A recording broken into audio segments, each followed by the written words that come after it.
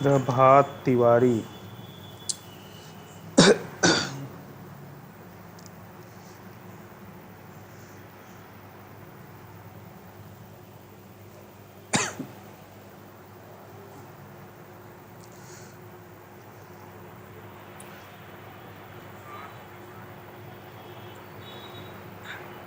आज कोई दिक्कत वीडियो या वॉइस की?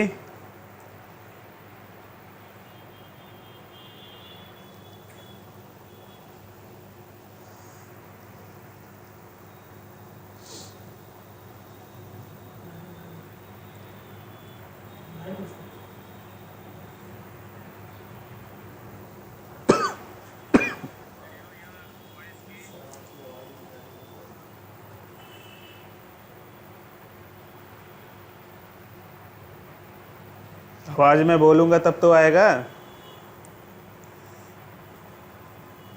मेरी आवाज़ सबको आ रही है? बाकी सबको बोलो जल्दी से ऑनलाइन आने के लिए।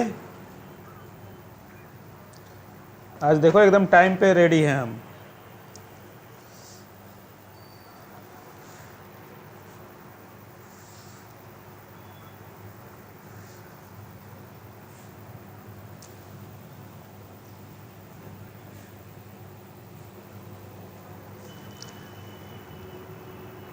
अभी तक तो कोई दिक्कत नहीं है।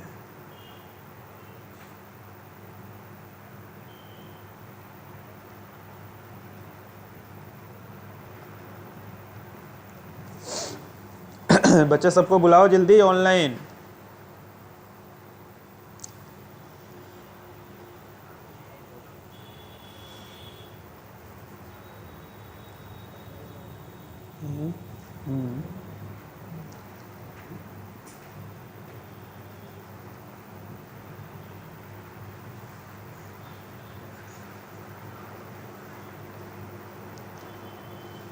चलो स्टार्ट करें।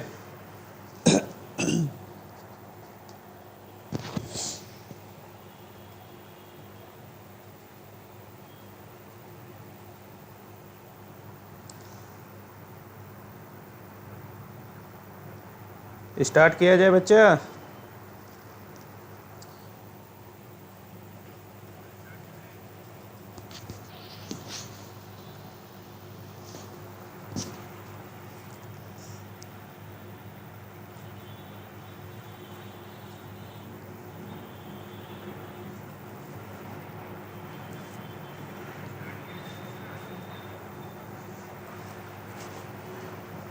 चलो आ रहे हैं ना, वॉइस आ रहे हैं?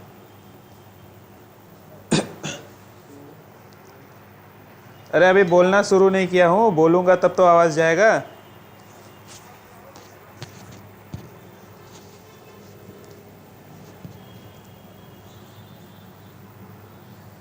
तो देखो बच्चा, हम लोग पिछले वाले क्लास में क्या पढ़े थे? स्टोरेज के बारे में, हार्ड डिस्क के बारे में पढ़ा था।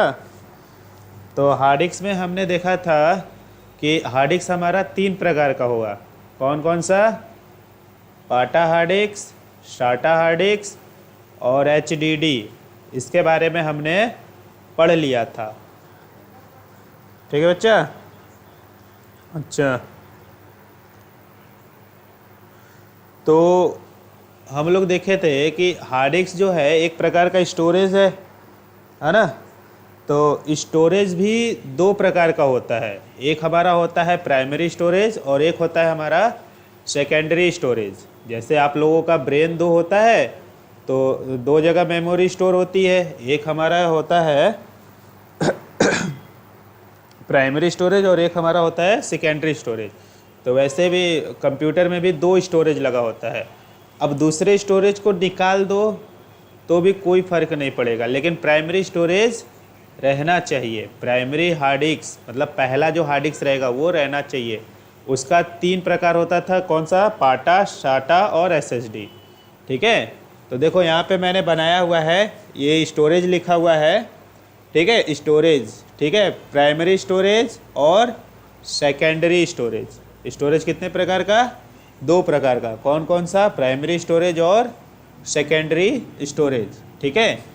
फिर हमने देखा कि प्राइमरी स्टोरेज में तीन प्रकार होते हैं। कौन कौन से? पाटा, साटा, SSD। ठीक है, अब बात करते हैं हम लोग सेकेंडरी स्टोरेज की। सेकेंडरी स्टोरेज क्या होता है?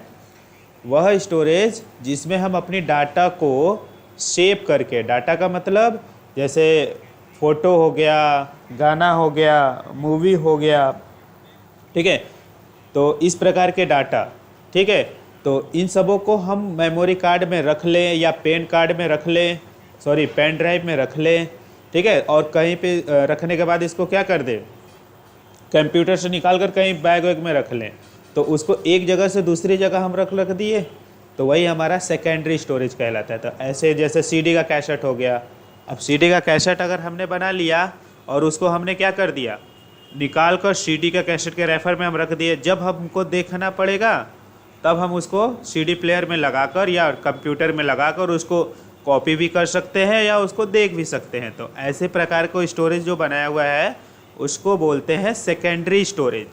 ठीक है, तो इसमें एग्जाम्पल में अगर हम बात करें तो पहला आया है सीडी कैसेट, ठीक है, जो आप लोग देखते हुए हो।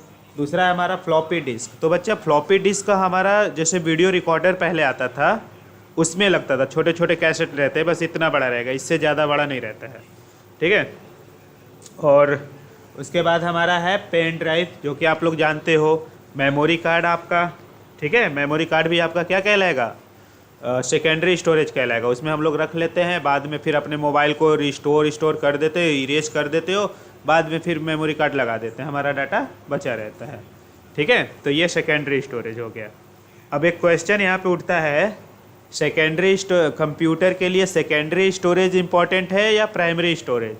तो कंप्यूटर के लिए बच्चा हमेशा प्राइमरी स्टोरेज इम्पॉर्टेंट रहेगा।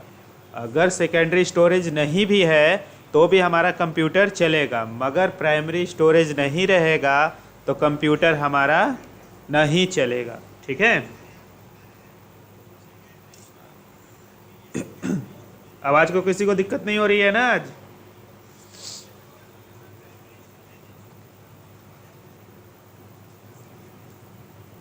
कोई बाहर से वॉइस तो नहीं आ रहा है आप लोगों को?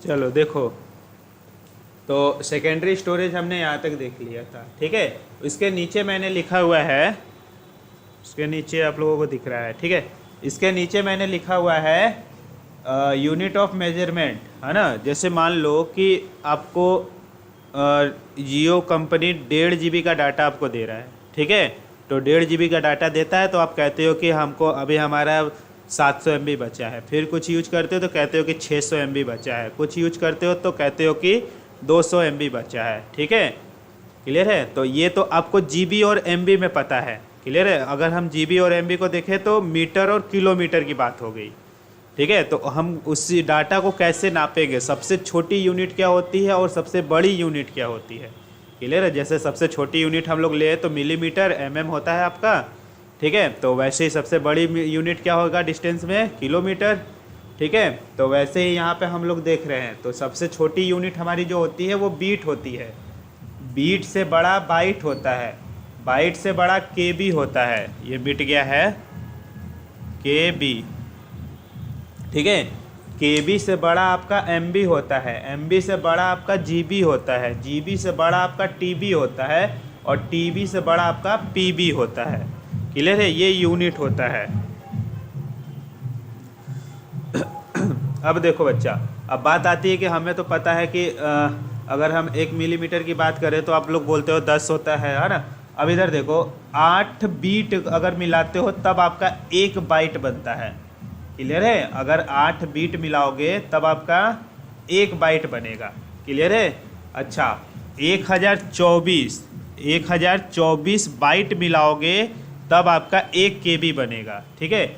अगर आपकी फाइल की साइज 1 KB है, क्लियर है, मतलब कह सकते हो कि अगर आप किसी सॉफ्टवेयर में लिख रहे हो, है ना, जैसे मान लो नोटपैड में ही लिख रहे हो, तो 500 पेज लिखोगे तब जाकर आपका 1 KB साइज खींचेगा, ठीक है। क्लियर है? 500 पेज लिखोगे तब जाकर कितना होगा, 1 kg साइज आपका, सॉरी 1 KB साइज आपका छेकेगा। ठीक है। दूसरा हमारा है, अगर 1024 KB है तब जाकर 1 MB फाइल आपकी बनेगी। ठीक है। 1 MB फाइल का मतलब जो आप गाना लोड करते हो तो 3 से 4 MB की गाना होती है। अगर कोई वीडियो क्लिक करते हो आप, अरे वीडियो फ़ोटो खींचते हो अपनी मोबाइल की, तो वो 3 MB का जाता है। ठीक है। अगर वही चीज़ हम कहते हैं कि 3 MB का है, ठीक है, तुम हमको MB में बता रहे हो, हमको KB में बताओ कि कितना KB आपका फाइल स्टोरेज लेगा, है ना। 3 MB को KB में बदलो तो हम कहेंगे कि 1024 को 3 से गुणा कर दे तो हमारा किस में निकल जाएगा, KB में निकल जाएगा। क्लियर? तो वही यूनिट होता है। तो आप लोगों को बेसिकली कौन सा याद रखना है, आप MB GB वाला याद रखते हो। ठीक है। 1024 KB मिलाते हो तो 1 MB, MB का फुल फॉर्म मेगाबाइट होता है। क्लियर है? MB का फुल फॉर्म मेगाबाइट। ठीक। उसके बाद 1024 MB मिलाओगे तब जाकर 1 GB बनेगा, और GB का फुल फॉर्म होता है गीगाबाइट। ठीक। 1024 GB मिलाओगे तब जाकर 1 TB बनता है, TB का फुल फॉर्म होता है टेराबाइट। ठीक है बच्चा, क्या होता है, टेराबाइट। और 1024 TB मिलाओगे तब जाकर 1 PB बनता है, जो कि पेटाबाइट होता है। क्या होता है, पेटाबाइट। अब इसके ऊपर इसकी यूनिट नहीं होती है।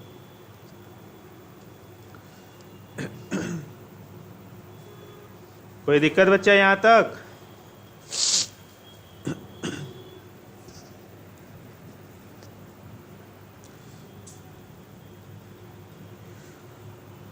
यहाँ तक कोई दिक्कत है तो बताओ।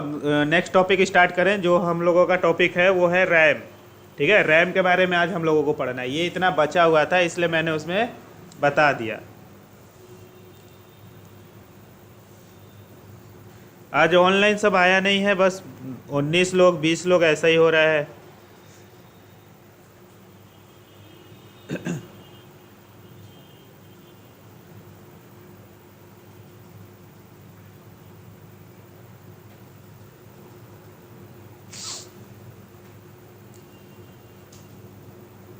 आज आवाज़ सही है, कोई दिक्कत नहीं है।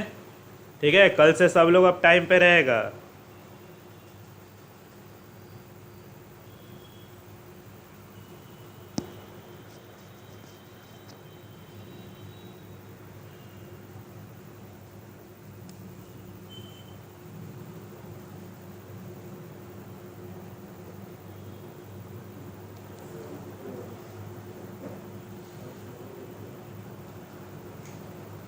ज़्यादा स्लो में लेट जा रहा है क्या आवाज़? ज़्यादा स्लो में जा रहा है। चलो बच्चा, तो आज हम लोग पढ़ते हैं रैम के बारे में।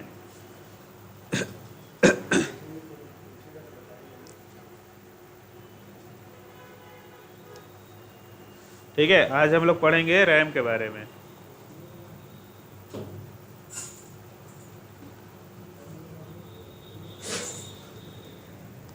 तो देखो बच्चा, रैम क्या होता है। जैसे देखो, पहला अभी हम लोगों ने पढ़ा था हार्ड डिस्क। ठीक है।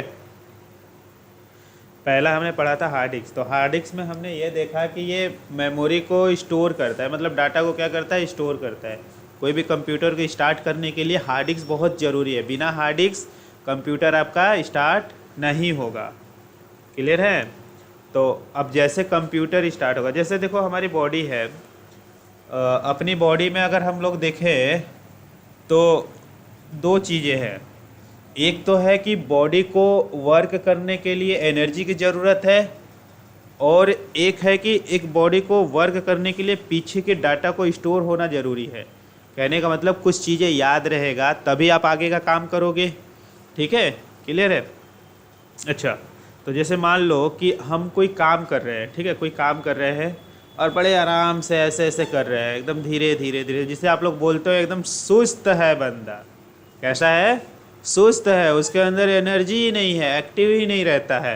क्लियर? तो इसका मतलब है कि उसका रैम कम है, उसके अंदर एनर्जी कम है, मतलब कंप्यूटर की भाषा में बोले तो उसका रैम कम है। क्लियर है? उसका रैम कमज़ोर है, वो डाटा को एक्सेस नहीं कर पा रहा है। तो बेसिकली अगर हम बात करें रैम का काम क्या है, तो रैम का काम है कि कंप्यूटर की डाटा के प्रोसेसिंग को या एक्सेस का मतलब डाटा को पकड़ना, पहुंचना डाटा तक, ठीक है, तेज़ी से करना, ठीक है, कंप्यूटर के प्रोसेसिंग को तेज़ी से करना। अब जैसे मान लो कि यहाँ पे कोई हमने डाटा रखा हुआ है, जैसे मान लो यहाँ पे मैंने कोई सॉफ्टवेयर है, PS है, क्या है, PS सॉफ्टवेयर है, ठीक है, और यहाँ पे हमारा CPU है, क्लियर, ये क्या है, हमारा CPU है, ठीक, और ये डिस्प्ले में है, ठीक है। अब जैसे मान लो कि आपने PS पे क्लिक किया, ठीक है, PS पे क्लिक किया, अब CPU अपना तो काम कर दे कि भैया PS पे क्लिक किया, तो अब CPU क्या कर रहा है, धीरे धीरे धीरे धीरे उसको खोल रहा है। क्यों धीरे धीरे खोल रहा है उस सॉफ्टवेयर को, वो इसलिए क्योंकि रैम जो है वो एक्सेस नहीं कर पा रहा है। क्या नहीं कर पा रहा है, एक्सेस का मतलब उस सॉफ्टवेयर को वो पकड़ नहीं पा रहा है। अगर रैम कमज़ोर है तब, अगर रैम अधिक है आपका तो रैम तुरंत पकड़ लेगा इसको, ठीक है। तो कंप्यूटर को आपको क्या कर देगा, फास्ट कर देगा, मतलब जल्दी से कोई भी काम करोगे जल्दी से होगा। नहीं तो उसी में ऐसे गोल की तरह, किसी में डमरू बनेगा तो किसी में सर्कल बनेगा। क्लियर है, किसके वजह से, रैम की वजह से।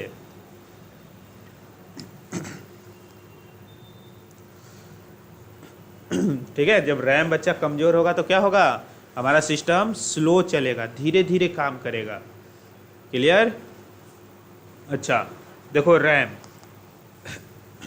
अगर हम बात करें रैम की, रैम ये होता है रैंडम एक्सेस, ओहो बहुत बच्चों को छोटा छोटा दिख रहा होगा, है ना, रैम, ठीक है बच्चा। तो इसकी बात करें तो रैंडम, ठीक है, एक्सेस मेमोरी, इतना बड़ा, ठीक है बच्चा, रैंडम एक्सेस मेमोरी, रैम का फुल फॉर्म।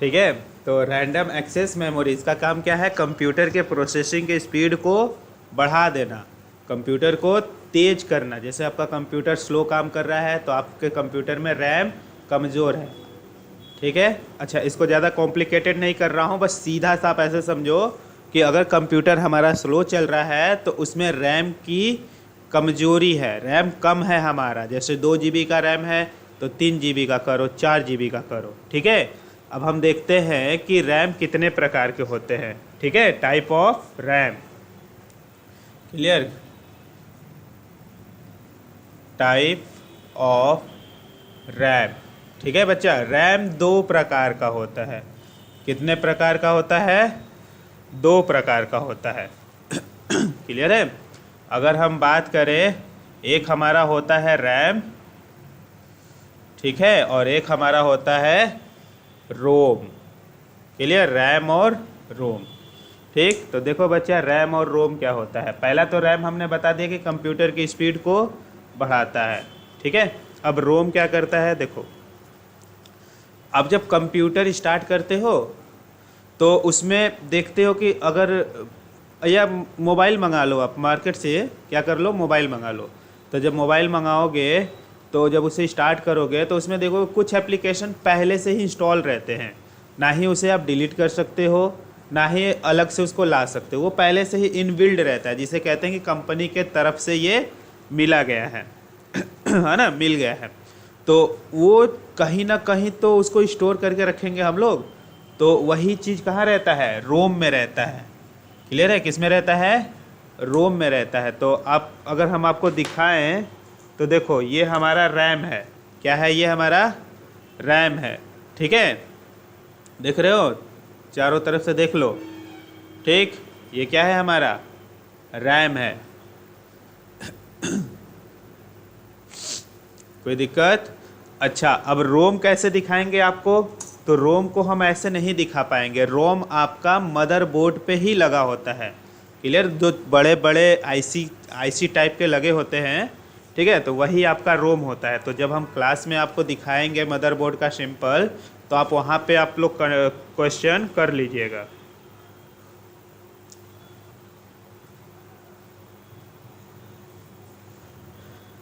ठीक है बच्चा?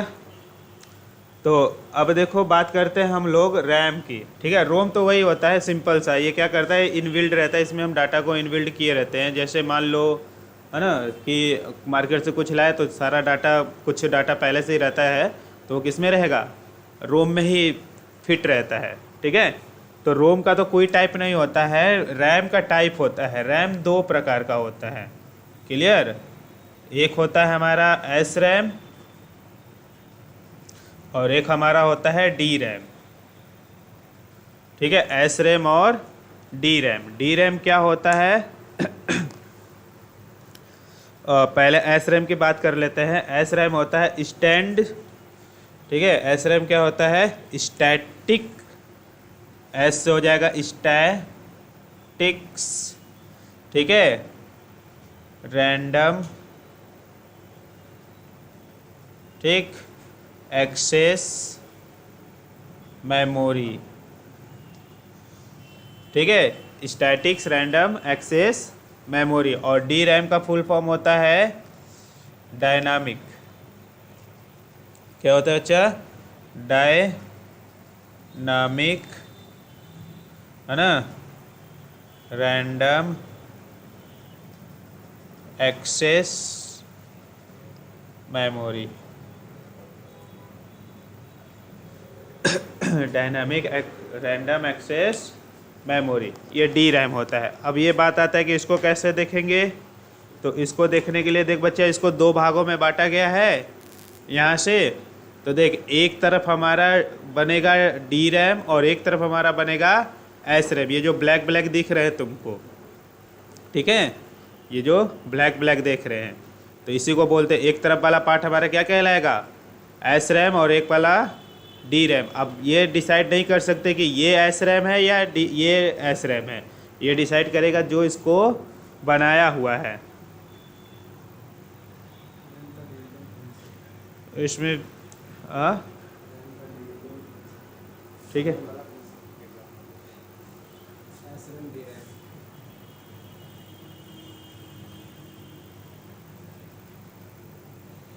रोम का फुल फॉर्म है। देखो बच्चा, ये हमारा एस रैम और ये हमारा डी रैम। ठीक है, तो देखो, अगर हम एक कोई बच्चा है, रोम का फुल फॉर्म बोल रहा है रीड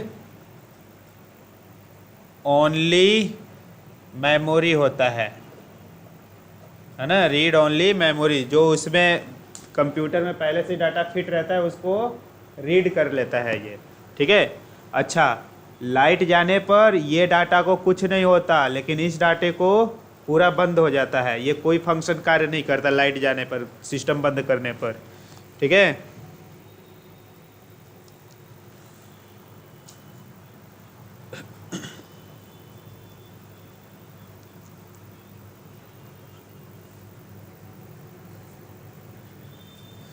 ठीक बच्चा। अब देखो देखो, अब अपने कंप्यूटर में अब ये एस रैम और डी रैम का काम क्या होता है?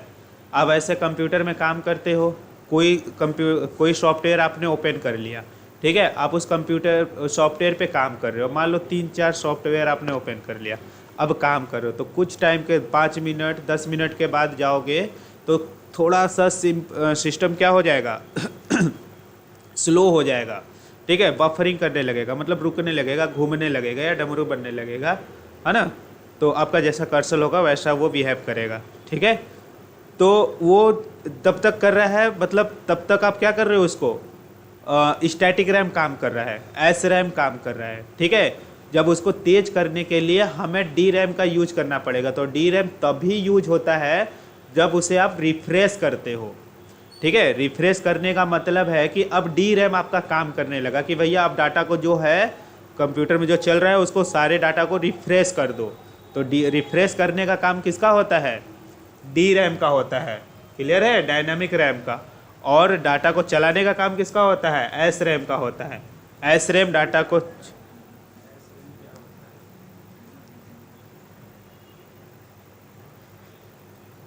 तो बच्चा यही बता रहा हूँ कि एस रैम क्या होता है। देखो जैसे मान लो कंप्यूटर में किसी सॉफ्टवेयर को ओपन करना है, ठीक है, तब सॉफ्टवेयर जब तक ओपन करेगा ये तब तक एस रैम का काम हो रहा है, ठीक है। अब जैसे ही सॉफ्टवेयर ओपन हो गया, आप उस पर तुम काम कर लिए, 5 मिनट 10 मिनट काम कर लिए, तो देखोगे कि उस सॉफ्टवेयर में थोड़ी सी स्पीड में कमी आएगी ही आएगी, ठीक है। उस सॉफ्टवेयर के स्पीड में थोड़ी सी कमी आएगी। तो एस रैम का काम क्या था? सॉफ्टवेयर को मतलब स्टार्ट कर देना, ठीक है। अब उसको कॉन्टिन्यू स्पीड बनाए रखना, ठीक है। तो उसको बार बार रिफ्रेश करने का काम कौन करता है?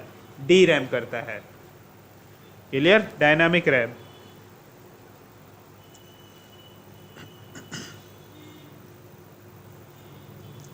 ठीक, ये बच्चा अंदरूनी चलता है, इसे आप बस पार्ट में पढ़ सकते हो, ठीक है। आप उसे अंदर देखने के लिए आप कुछ भी उपाय नहीं कर सकते हो। या तो आप उसको प्रोग्रामिंग के जरिए देखो, कोडिंग जो कर रहा है उनके जरिए देखो।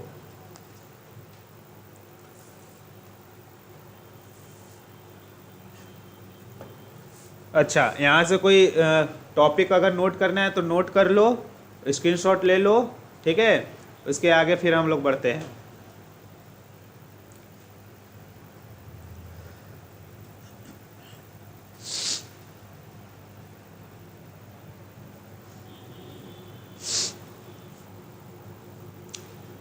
अच्छा, एक चीज़ और देखो बच्चा कि अगर हमें रोम के बारे में जानना हो कि रोम के बारे में कैसे करेंगे, ये तो डाटा फिट रहता है। रैम कब काम करता है? जब कंप्यूटर ऑन हो जाता है तब रैम का काम आता है। उसके पहले कौन काम करता है? रोम काम करता है। ये कंप्यूटर में पहले से ही फिट रहता है, ठीक है। तो रोम को अगर हमें जानना हो कि उसमें क्या क्या डाला हुआ है, कैसे डाला हुआ है, तो आप उसकी बायोस को चेक करो। बायोस का मतलब ठीक है बच्चा, बायोस का मतलब होता है बायोस। बायोस का मतलब बेसिक, है ना। आई का मतलब इनपुट, आई का मतलब इनपुट, ओ का मतलब आउटपुट, ठीक है। एस का मतलब सिस्टम, ठीक है। बेसिक इनपुट आउटपुट सिस्टम, ठीक है, ये बायोस होता है। अब ये कहाँ होता है? जब सिस्टम ऑन करते हो। क्या चीज़? ठीक है, मैं थोड़ा सा जनरली बस बता देता हूँ, फिर इसका मैं एक क्लास ले लूँगा। ये कब मिलेगा आपको? जब आप सिस्टम ऑन करोगे तो F1 F2 करने के लिए मैं बोलता हूँ, तो वो आपका बायोस सिस्टम होता है, ठीक है। तो वहाँ से अगर आप F1, सभी सिस्टम का अलग अलग होता है, F1 F2 F3, जिसका जो बायोस सेटअप होगा उस पर क्लिक कर दोगे तो वो पूरा बायोस खुलकर आपको मिल जाएगा, ठीक है। तो वही हमारा किसका काम है? रोम का काम है वो, ठीक है बच्चा।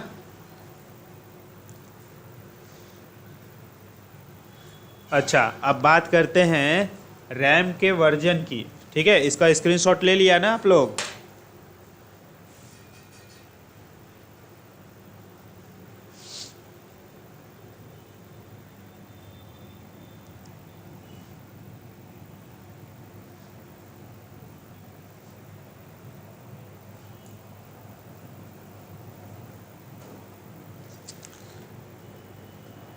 अब देखो वर्जन की बात करते हैं। वर्जन वर्जन वर्जन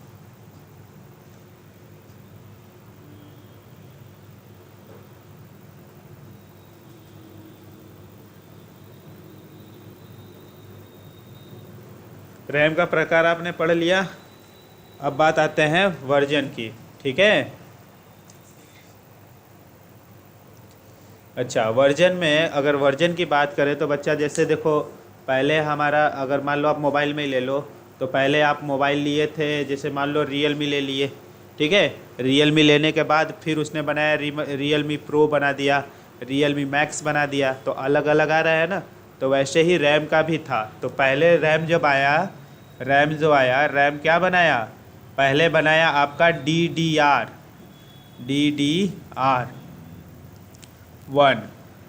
ठीक है, पहले क्या बनाया, DDR1। कोई दिक्कत बच्चा?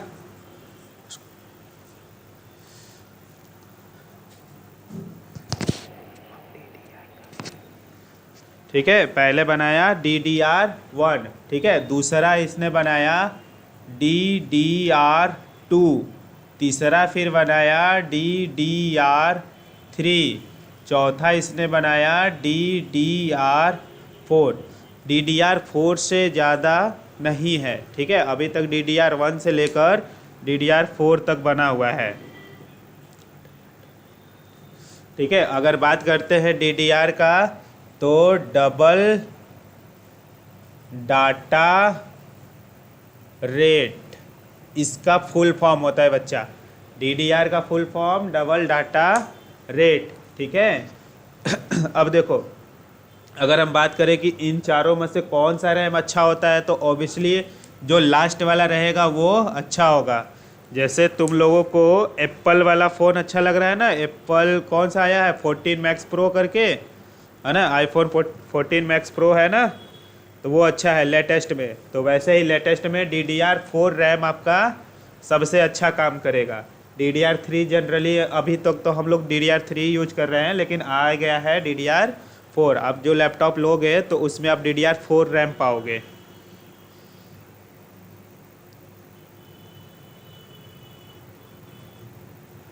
नायाब राइन, हाँ बच्चा, स्टार्टिंग में ही बताता है। साफ नहीं दिख रहा है, इतना बढ़िया तो दिख रहा है। ठीक है, तो DDR1, DDR2, DDR3 और DDR4। ठीक है, ये इतने रैम होते हैं। कोई दिक्कत बच्चा? तो ये रैम के बारे में आपने समझा। रैम का काम क्या होता है, कंप्यूटर की स्पीड को बढ़ा देना। रैम दो भागों में बांटा गया है। कौन? ठीक है, क्लियर नहीं चल रहा है तो बच्चा रेजोल्यूशन बढ़ा लो, और उसके बाद नेट वेट का देखो।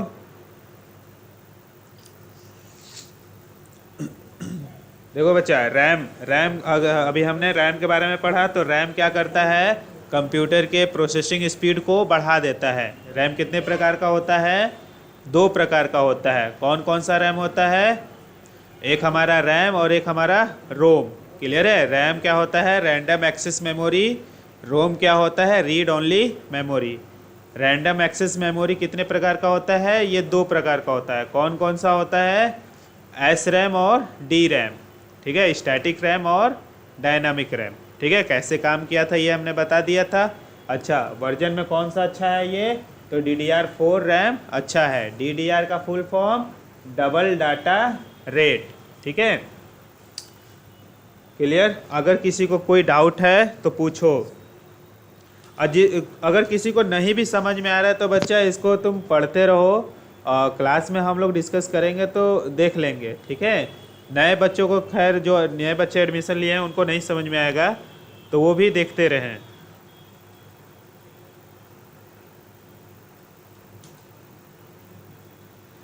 अच्छा बच्चा, कल से हम ध्यान देंगे कि थोड़ा बड़ा बड़ा लिखें और बड़ा बड़ा। ठीक है, घबराओ नहीं, 3 HD वाला वो स्क्रीन ला दिया जाएगा। रेजोल्यूशन को बढ़ाकर देखो, सही आएगा।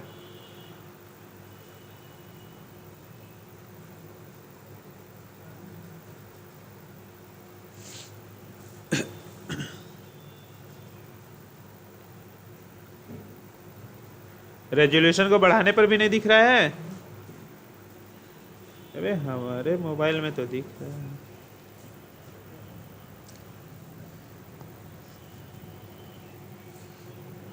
अच्छा, तो देखो बच्चा, अगर नहीं भी दिख रहा है ना, तो ये नोट्स जो ये हमने पढ़ाया है, इसका नोट्स मैं डाल दे रहा हूँ नेट पर। ठीक है, आप वहाँ से देख लो। ठीक है, क्लियर। चलो कल इसका भी सुधार किया जाएगा। और कोई क्वेश्चन? वॉइस में कोई दिक्कत? आवाज़ सही आ रहा है ना?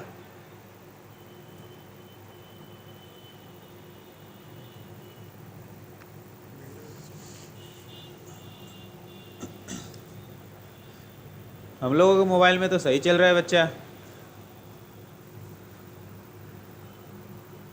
क्या चीज़ कैसे पहचाने विकास?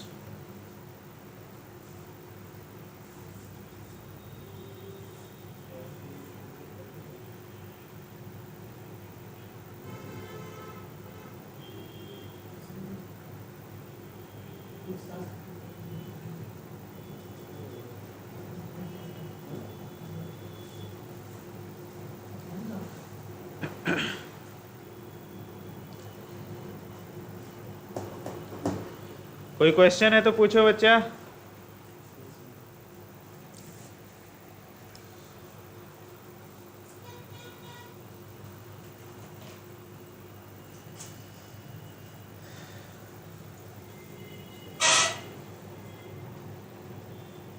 अच्छा, कौन सा 3 और कौन सा 4 रैम है? DDR3, DDR2, DDR1 और DDR4।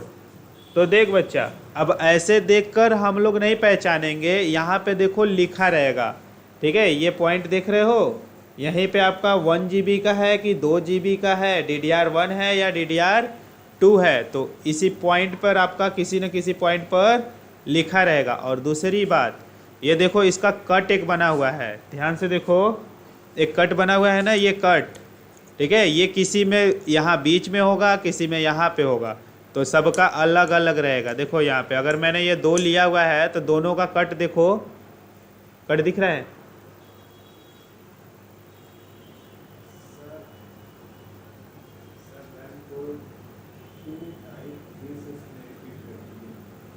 ठीक है, तो देखो बच्चा ये कट दिख रहा है ना, तो ये कट ही अलग अलग रहता है। तो इसी से हम लोग पहचानेंगे कि कौन DDR1 कौन DDR2 है।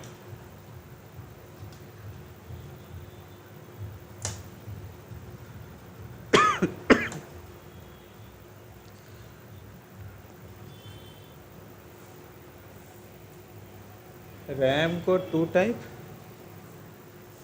अच्छा, रैम का 2 प्रकार होता है बच्चा, एस रैम और डी रैम, स्टैटिक्स रैम और डायनामिक रैम। स्टैटिक्स रैम क्या करता है? कंप्यूटर को ऑन करने के बाद जब कोई सॉफ्टवेयर ओपन करते हो तो उसको स्टार्ट करना स्टैटिक्स रैम का काम है, ठीक है? अब वो सॉफ्टवेयर चलाते चलते जब धीरे धीरे स्लो हो जाता है, जैसे आपका मोबाइल भी चलाते रहो तो आपका मोबाइल भी धीरे धीरे स्लो होगा, तो फिर वो रिफ्रेश के मोड में मांगेगा, ठीक है? तो रिफ्रेश का काम किसका रहता है? डी रैम का होता है, डायनामिक रैम का।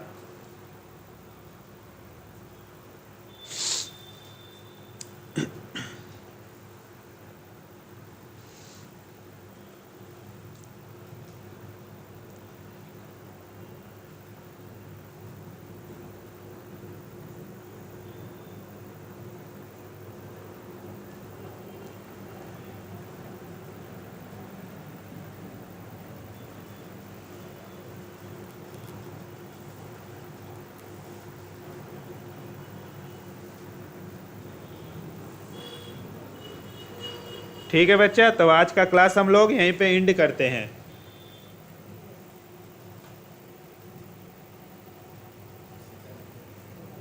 हाँ, ये ख़त्म हो गया, रैम का पार्ट बच्चा ख़त्म हो गया, कल हम लोग देखेंगे।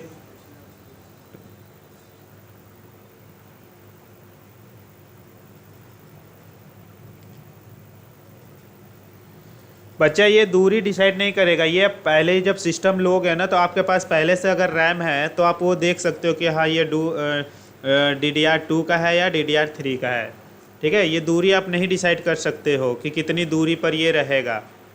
क्लियर है बच्चा? देखो बस ये रहेगा कि देखो ये मेरे हाथ में ये DDR3 रैम है और DDR2 रैम है। क्लियर है?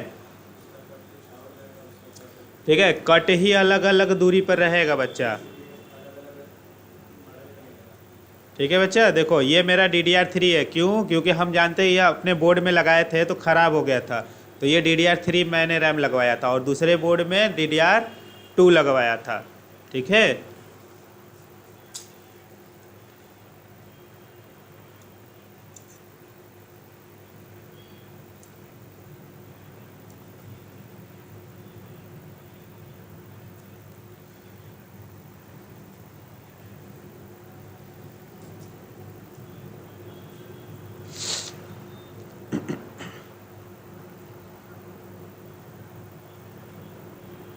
DDR4 अभी आप लोगों को मार्केट में मिल भी नहीं रहा होगा। आप नया लैपटॉप जब जाओगे लेने के लिए, नया लैपटॉप अगर कोई लेकर आ रहा है तो उसमें DDR4 मिलेगा आपका, ठीक है। और DDR4 में, ठीक है, DDR4 में आपका पैसा भी अच्छा खासा लगता है, महंगा पड़ता है ये थोड़ा।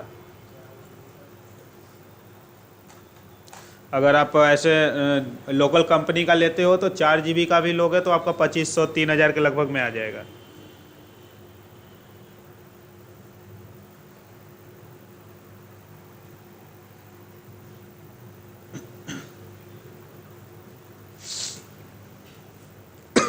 और कोई क्वेश्चन नहीं है ना बच्चा?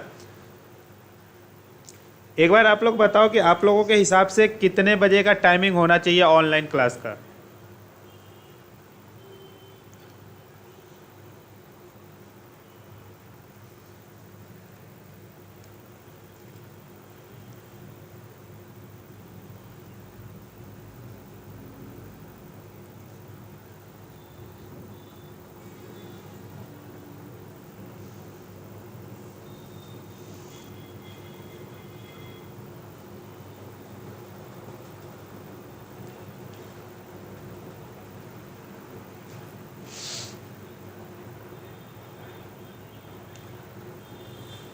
चलो अच्छा, बंद करते हैं आज की क्लास यहीं पे, ठीक है।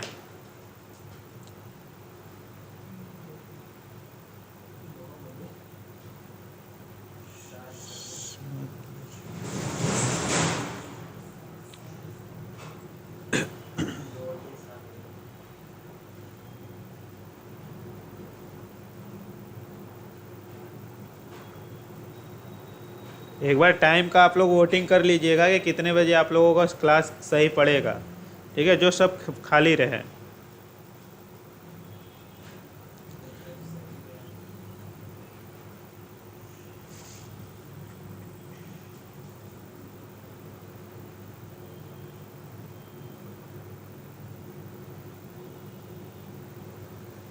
अच्छा, मैं आपसे पूछ रहा हूँ कि कितने बजे का क्लास सही रहेगा।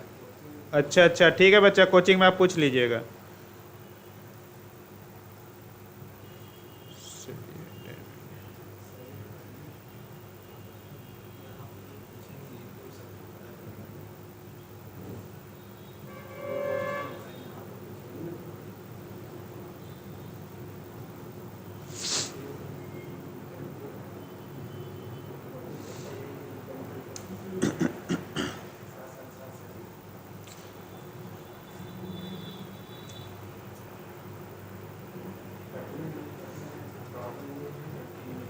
ओके बच्चा।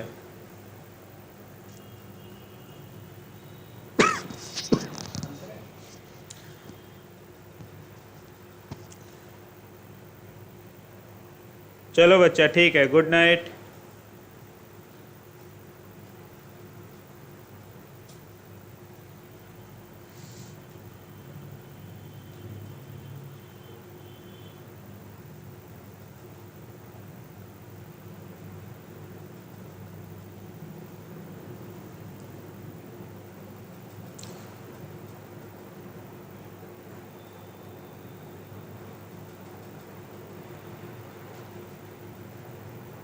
बंद कर दो।